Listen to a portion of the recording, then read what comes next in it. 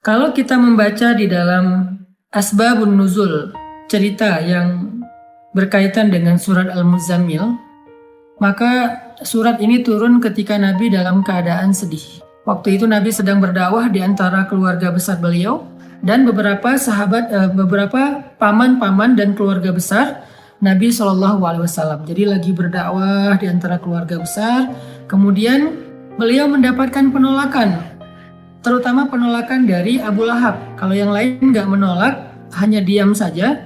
Kalau Abu Lahab menolak dengan kasar, menolak dengan marah, menolak dengan menghina, mencela, sampai ngata-ngatain Nabi, engkau itu anak yatim, kamu harus tahu diri, kamu itu siapa yang selama ini membesarkan kamu, kami adalah paman-paman kamu, seandainya kamu mau mengajarkan kami lebih tahu daripada kamu, karena kami lebih tua, kami lebih banyak pengalaman, kami.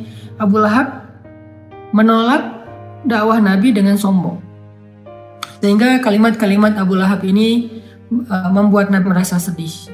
Setelah Nabi berdakwah kepada keluarganya, Nabi juga berdakwah kepada tetangganya, kepada beberapa orang yang beliau kenal, kemudian kepada masyarakatnya yang ada di kota Mekah, dan sebagian besar dari mereka itu menolak Nabi. Bahkan tidak sedikit dari mereka yang menolak Nabi dengan cara-cara yang menyakiti perasaan Nabi.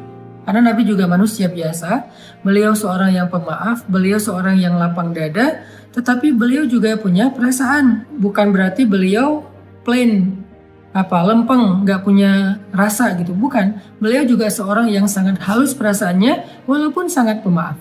Halus perasaannya walaupun sangat lapang dada. Sehingga kalimat-kalimat yang beliau dengar dari pemuka Quraisy yang durhaka itu menyakiti perasaan Nabi, membuat Nabi sedih. Dan yang lebih lagi menyakiti perasaan Nabi itu bukan karena dikata-katain, tapi karena justru Nabi kasihan sama mereka. Bisa ngebayangin gimana nasib mereka nanti di akhirat jika mereka menolak dakwah Nabi SAW. Sehingga dalam keadaan yang seharian Nabi lelah berdakwah, keliling ke sana kemari ditolak, ketuk pintu rumah nggak dibukain, datang ke sebuah tempat yang kerumunan orang diusir, Nabi diperlakukan seperti orang yang hina, seperti orang gila, semua menjauh dari Nabi. Sehingga Nabi pulang ke rumah di malam hari setelah seharian capek, dalam keadaan berkeringat, dalam keadaan kotor karena dilempari. Nabi pulang ke rumah, untungnya Nabi memiliki seorang istri yang sangat pengertian, sangat bijak, solehah, yaitu Sayyidah Khadijah. Nabi pulang ke rumah, dibukain pintu rumahnya oleh Sayyidah Khadijah, dan Khadijah paham betul keadaan Nabi, sehingga ketika Nabi sampai di rumah, Khadijah mempersiapkan kebutuhan Nabi, makan malamnya, kemudian Nabi mandi dulu biar seger. Setelah mandi Nabi makan, kemudian setelah itu Nabi bercerita kepada Khadijah, Khadijah hari ini aku keliling tetapi diusir, Khadijah begini, Khadijah begitu. Nabi curhat kepada Khadijah. Khadijah itu tahu betul keluh kesah Nabi dalam perjalanan, dalam perjuangan dakwah yang luar biasa. Khadijah tahu betul perjuangan yang gak mudah. Dan Khadijah mencoba untuk menghibur Nabi semampu Khadijah. Jangan sedih, wahai kekasih Allah, sesungguhnya Allah gak akan mengecewakan engkau. Dan seterusnya. Sambil Nabi istirahat, maka Nabi curhat kepada Khadijah. Lalu setelah semakin larut malam, Nabi pun tidur bersama dengan Khadijah. Dalam keadaan masih ada rasa yang berat di hati beliau. Kalau Nabi capek secara fisik, maka Nabi bisa istirahat dengan makan, mandi, kemudian tidur. Itu cara istirahat dari lelah fisik. Tetapi ternyata Nabi waktu itu bukan hanya lelah fisiknya, yang lebih berat lagi adalah Nabi lelah batinnya. Ini buat kita semuanya, semua kita pasti merasakan lelah batin. Kalau lelah fisik, kita tahu obatnya. Ketika kita lelah secara fisik, kita bisa istirahat dengan duduk, kita bisa istirahat dengan goler-goler, berbaring, kita bisa istirahat dengan tidur lelap, kita bisa istirahat dengan santai-santai, kita bisa istirahat dengan makan dan minum, ngopi, ngeteh, minum jus, makan buah. Kita bisa istirahat dengan nonton, kita bisa istirahat dengan bercanda dengan anak-anak, dengan keluarga. Itu adalah cara kita melepaskan lelah fisik, merecovery lelah fisik. Sakit Fisik juga demikian, recovery-nya kita bisa dengan bed rest, kita bisa dengan minum obat, kita bisa dengan terapi. Itu adalah cara kita recovery sakit fisik, lelah fisik. Tapi bagaimana kalau kita sedang lelah batin, sakit batinnya, perasaannya yang sakit, hatinya yang sakit, pikirannya yang sakit, jiwanya yang sakit, dalam tanda petik. Gimana cara kita merecovery semua itu? Gimana cara kita ngobatin batin kita yang sedang terganggu? Gimana cara kita ngobatin hati kita yang terluka? Gimana cara kita ngobatin perasaan kita yang tergores? Ternyata bukan dengan entertain. Cara ngobatin jiwa kita, cara ngobatin hati kita adalah dengan zikrullah, mengingat Allah. Kenapa bisa kayak gitu, Ustadz? Karena jiwa kita itu, roh kita itu asalnya dari langit. Beda sama jasad kita, fisik kita. Jasad atau fisik kita itu asalnya dari bumi. Sehingga ketika dia sakit, maka obat-obatnya ada di bumi. Tapi kalau roh kita, jiwa kita itu ditiupkan oleh Allah asalnya dari langit. Sehingga kalau dia ngerasa sakit, terganggu, maka obatnya ada di langit. Apa obat yang ada di langit? Zikrullah, mengingat Allah. Banyak orang yang salah paham tentang ini. Dia sebetulnya nggak lelah fisik. Kalaupun lelah fisik, nggak terlalu lah. Yang lebih lelah itu sebetulnya jiwa dia. Yang lebih lelah itu sebetulnya hati dia. Yang lebih lelah itu sebetulnya pikiran dia. Yang lebih lelah itu sebetulnya perasaan dia. Maka dalam kelelahan seperti itu, dia mencoba untuk merecovery-nya dengan cara jalan-jalan, dengan cara nonton, dengan cara entertain, dengan cara goler-goler, dengan cara tidur lelap dari pagi sampai sore, malam sampai pagi lagi. Dia pikir dengan begitu dia bisa melupakan rasa sakit hatinya. Ternyata setelah dia melakukan itu, lelahnya gak hilang. Beban di hatinya itu gak menjadi ringan. Luka di perasaannya itu gak menjadi sembuh. Kenapa? Karena dia bukan sedang lelah fisik, dia bukan sedang capek secara fisik, dia bukan sedang sakit secara fisik. Dan itulah yang terjadi kepada Nabi SAW. Sehingga ketika Nabi pulang ke rumah, Nabi capek, tapi yang lebih capek lagi perasaan dan hati beliau. Nabi istirahat bersama dengan Khadijah, Khadijah menyiapkan air hangat, Nabi makan bersama dengan Khadijah, Nabi curhat sedikit kepada Khadijah. Setelah itu Nabi tidur. Karena Nabi berharap dengan tidur, beliau bisa merecovery lelahnya beliau. Ternyata Allah tahu, Nabi bukan hanya butuh tidur. Ya, seseorang butuh tidur untuk recovery lelah fisiknya. Tetapi bukan hanya fisiknya yang lelah. Nabi juga merasakan lelah yang luar biasa hatinya. فَلَعَلَّكَ بَاخِعٌ نَفْسَكَ عَلَىٰ آثَارِهِمْ فَلَعَلَّكَ بَاخِعٌ نَفْسَكَ عَلَىٰ آثَارِهِمْ إِن لَّمْ يُؤْمِنُوا بِهَٰذَا الْحَدِيثِ أَسَفًا. Kata Allah di surat Al-Kahfi. Hampir saja engkau mencelakai dirimu sendiri. Hampir saja engkau mencelakai dirimu sendiri. Karena merasa berat terhadap pengingkaran mereka.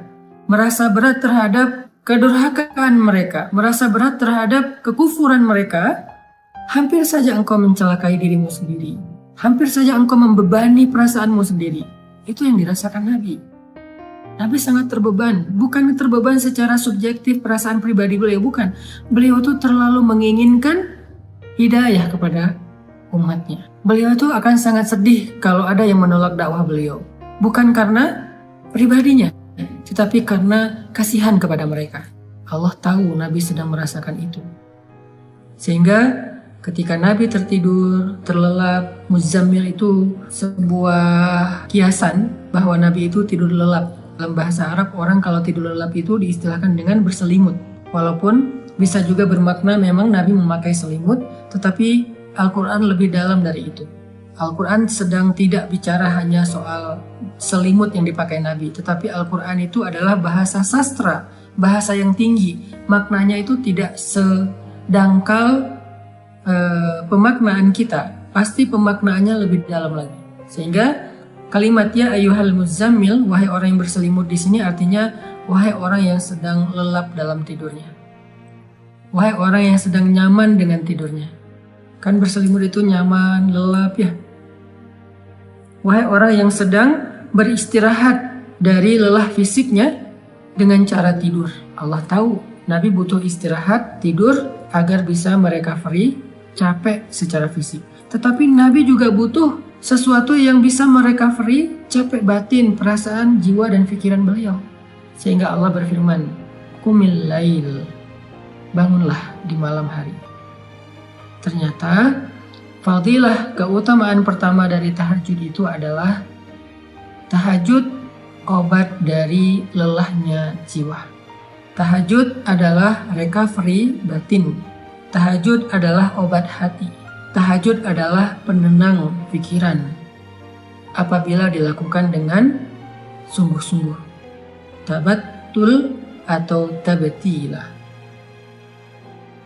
Itulah keutamaan tahajud. Setelah Nabi beristirahat dengan cara tidur untuk merecovery lelah fisiknya, Allah suruh Nabi juga untuk melakukan sesuatu yang bisa merecovery lelah batinnya. Apa itu? Qumil lail.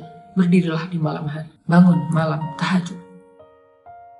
Sehingga buat kita semua yang pernah merasakan lelah batin, atau mungkin sekarang sedang merasakan itu, sedang ngerasa lelah batinnya, sedang ngerasa capek jiwanya, sedang ngerasa sakit hatinya, sedang ngerasa terluka perasaannya, sedang ngerasa galau pikirannya, qumil lail, bangunlah di malam hari, maka Allah Subhanahu wa Ta'ala akan mengobati luka di hati kita, seperti obat yang bisa menyembuhkan luka di fisik kita. Bangunlah di malam hari, maka Allah akan menyembuhkan sakit hati kita, seperti obat yang bisa menyembuhkan sakit fisik kita. Bangunlah di malam hari, maka Allah akan menyembuhkan goresan di perasaan kita, sebagaimana obat bisa menyembuhkan goresan luka di kulit kita. Bangunlah di malam hari, maka Allah Subhanahu wa Ta'ala akan menenangkan pikiran kita, sebagaimana ada jenis obat yang bisa menenangkan kita dari rasa sakit. Bangunlah di malam hari, maka Allah akan melapangkan dada kita, sebagaimana obat bisa menjadikan kenyamanan bagi kita yang sedang merasakan kesakitan. Bangunlah di malam hari, Allah Subhanahu wa Ta'ala akan menyembuhkan penyakit-penyakit amradul qulub, atau perasaan tidak nyaman di jiwa kita. Itu fadilah keutamaan pertama dari tahajud atau tarawih apabila kita melakukannya dengan benar. Jadi sekarang kita jadi tahu recovery yang kita butuhkan itu ada dua. Ada recovery fisik, ada recovery zahir, ada recovery jasad kita, tubuh kita, ada recovery jiwa kita, batin kita, perasaan kita, hati kita. Recovery fisik dengan istirahat, dengan tidur, dengan makan, dengan ngopi, dengan ngeteh, dengan makan buah, dengan minum jus, dengan entertain, dengan nonton, dengan jalan-jalan, dengan bersenda gurau dengan keluarga. Itu adalah recovery fisik. Sedangkan recovery batin, jiwa, perasaan, dan pikiran kita, hati kita dengan zikrullah. Dan zikrullah yang paling baik itu di antara sekian banyak zikrullah adalah qiyamul lail, sholat malam. Kenapa? Jawabannya ada di ayat ke-6, inna nasyi'atal lail asyaddu wat'an wa aqwamu qila. Karena malam hari itu lebih menenangkan buat kita dan lebih mudah untuk khusyuk.